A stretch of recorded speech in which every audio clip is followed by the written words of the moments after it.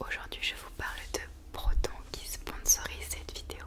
Depuis que je suis petite, mon père me répète tout le temps que quoi que je fasse sur internet, toutes mes données, toutes mes informations, tous les sites que je visite, tout ce que je fais est récolté, stocké quelque part mais on ne sait pas trop où. Donc c'est pour ça que c'est essentiel aussi de reprendre un peu le contrôle sur tout ça. Et donc je vous parle avec plaisir de Proton. Proton est une entreprise suisse qui a été fondée par des scientifiques du CERN. Ils défendent une seule idée, la vie privée est un droit et pas un luxe. Ils proposent plusieurs services. Vous avez Proton Mail qui permet de reprendre le contrôle sur vos mails, plus personne ne pourra les lire. Pas même Proton, vous avez Proton VPN bien entendu, d'avoir votre propre adresse IP qu'elle change à chaque fois.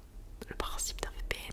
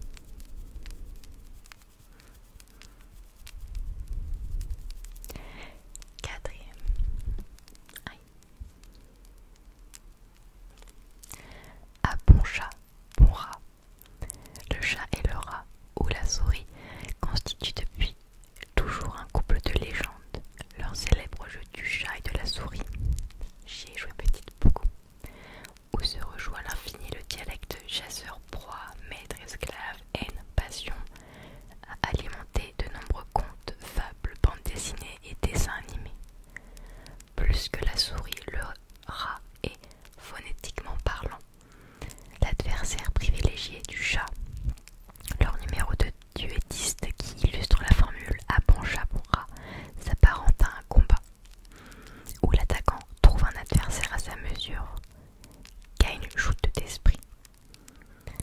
Boris Vian ne s'y est pas trompé qui proposait au collège de pataphysique de partir du proverbe pour générer une infinité d'expressions. Ah bon chien, bon rien, proposait-il pour commencer. Je trouve que le livre utilise beaucoup de mots très compliqués. Donc j'espère que ça vous endormira tout de même. Mais un de mes buts, c'est d'améliorer ma façon de parler, mon éloquence, on va dire. Ah, dedans, sur chaque page, il y a 4 expressions. Et là, il y en a 2 que je connais et qu'on utilise souvent, je trouve. Alors déjà, il y a au diable Vauvert. La locution aurait pour Pardon, je recommence. La locution aurait pour origine le château de Vauvert, bâti au XVIe siècle par le roi Robert II le Pieux, sur l'emplacement de l'actuel jardin du Luxembourg. C'était à l'époque une vallée verdoyante plantée de vignes, d'où le nom Vauvert de Valvert. Située en dehors des murs de Paris, à la mort de Robert le Pieux, qui avait été excommunié par le pape, le château fut abandonné et devint un lieu maudit. Robert de brigands et de mendiants et d'ivrognes. On crut alors que le diable avait pris possession du lieu. C'est ainsi que serait née l'expression devenue dans l'usage familier au grand temps de certains purismes, au diable au vert. Mais qu'on habite au diable Vauvert ou au diable vert, le sens reste le même. C'est diablement long.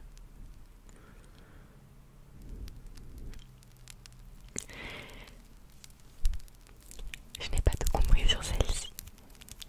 La prochaine, je la connais. Se faire l'avocat du diable. Se faire l'avocat du diable, se faire l'avocat du diable.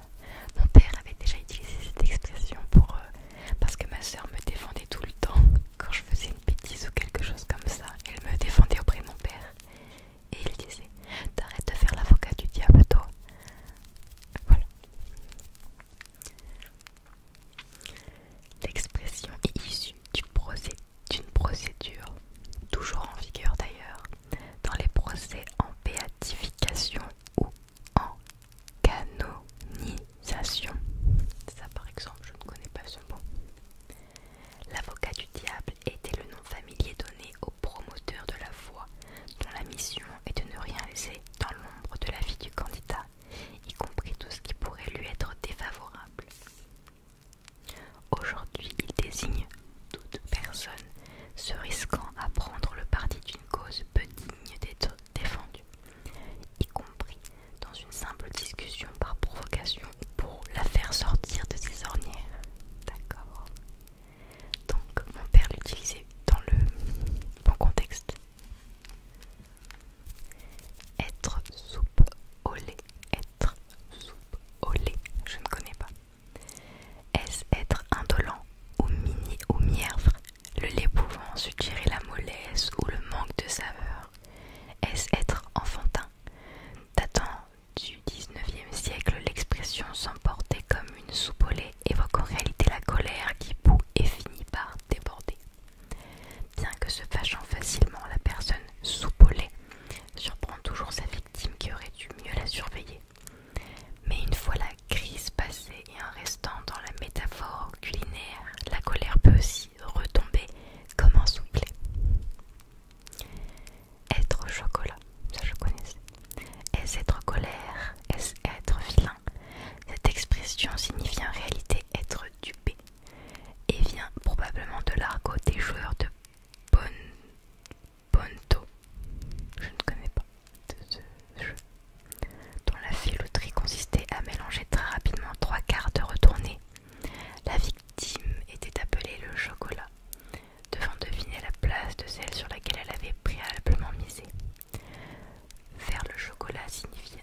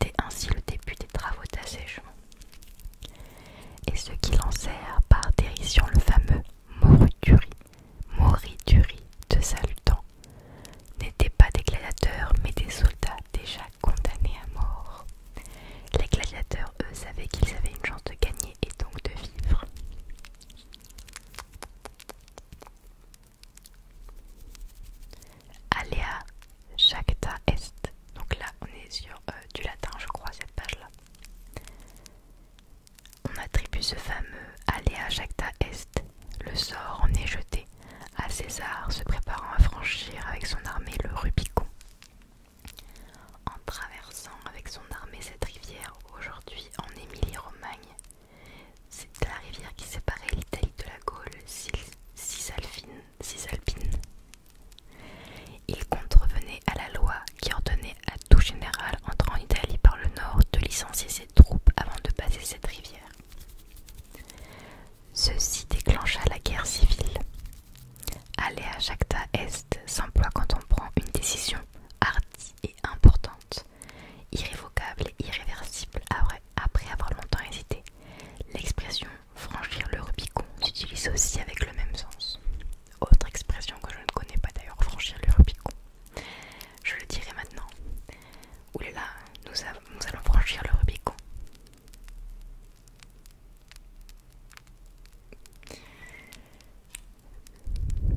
Veni, vidi, vici.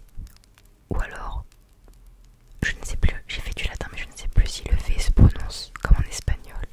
Veni, vidi, vici. Veni, vidi, vici. Je ne sais plus. Cela veut dire, ça je connais. Je suis venu, j'ai vu, j'ai vaincu. Mot célèbre par lequel César décrivait au Sénat la rapidité de la victoire qu'il venait de remporter près de Zéla, sur Pharnacée, roi du Bosphore. Par ces mots, on exprime la facilité et la fulgurance de la réussite d'une entreprise. Des siècles plus tard, Hugo intitula Veni, vidi, vici. Je suis venu, j'ai vu, j'ai vécu.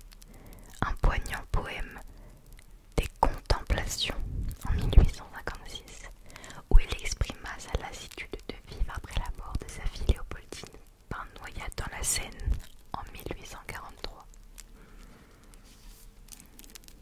Okay. Mais je ne pense pas utiliser cette expression dans mon quotidien de toute façon. Vis comica, ça je connais. La force comique, le pouvoir de faire rire, ça on apprenait pour le bac de français. Ces mots latins sont extraits d'une épigramme de César sur le poète comique Terence et sont cités par Suétone. On les emploie pour évoquer ce quelque chose d'indéfinissable qui caractérise les comédies réussies. Dosage subtil entre situation, personnage et texte dû au génie d'un auteur et que l'art des comédiens révèle. Car si on disait Rabelais, car comme disait Rabelais, fin connaisseur en la matière, le rire est le propre de l'homme. La vis comica, elle, n'est pas donnée à tout le monde et le pouvoir de faire rire est un privilège rare. Je trouve que, faire rire les gens, c'est une forme d'intelligence. Tous les cas, je crois que c'est reconnu comme une forme d'intelligence. Oh, j'adore cette expression. Être copain comme cochon. Mais pourquoi donc le cochon peut exprimer l'amitié? De façon générale, l'animal apparaît gras, sale, guerre attirant, dans les tournures dépréciatives, comme dépréciative, je ne sais plus comment on dit, comme donner de la confiture au cochon et autres tours de cochon.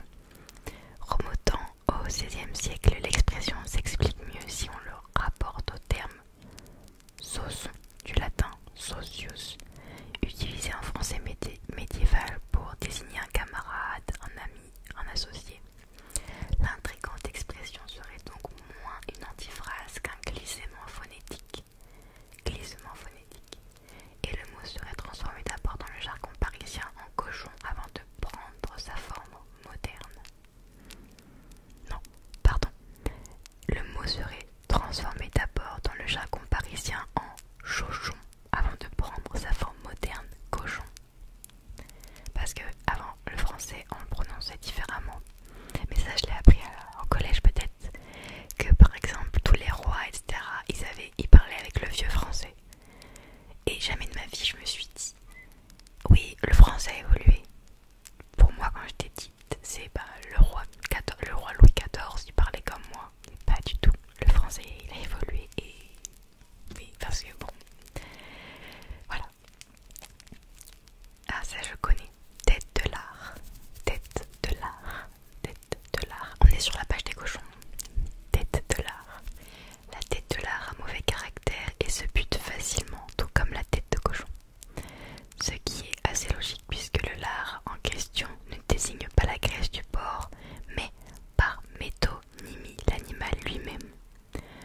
Ce sens qui a disparu aujourd'hui est d'ailleurs à l'origine de l'expression se demander si c'est du lard ou du cochon. Comment savoir en effet de quoi il retourne puisque les deux mots désignent la même chose? Pour en revenir à la tête de lard ou de cochon, on peut s'étonner du choix de l'animal si on lui prête bien des défauts, gras, bête, sale, saoul, etc. comme un cochon.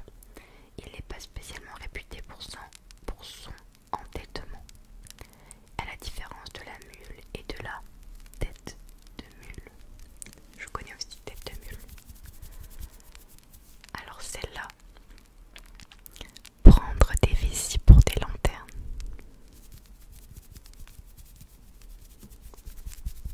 Celui qui confond les vessies et les lanternes manque pour le moins de discernement.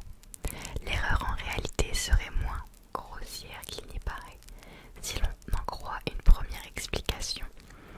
Les vessies de porc, séchées et gonflées d'air, servaient autrefois de sac ou de récipient. On pouvait y glisser une bougie et les transformer ainsi en lanternes plus économiques que les vraies.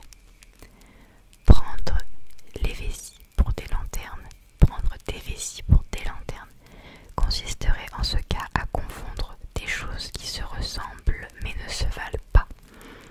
Il existe toutefois une autre hypothèse. Vessie et lanterne avaient autrefois des sens figurés très voisins.